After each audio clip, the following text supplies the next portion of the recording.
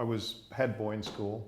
I was doing maths, pure maths, math statistics and economics. And I really didn't like pure maths. I really liked math statistics though, because I could see how it was adaptable. And to cut a long story short, I didn't get on with the whole course, ended up hanging around in arcades and spotted some kids who were in these arcades quite a lot.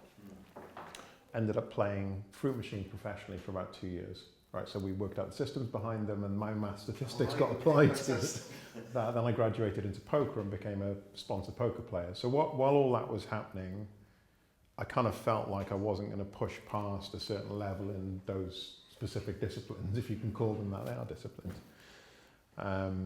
And you know, through meeting someone and them introducing me to a film set, as soon as I walked onto it, it was a Welsh language production. So I didn't even speak, you know, I didn't even tell what was going on. Yeah. But I knew when I walked onto it, I was like, I've never seen anything like this before. This is amazing.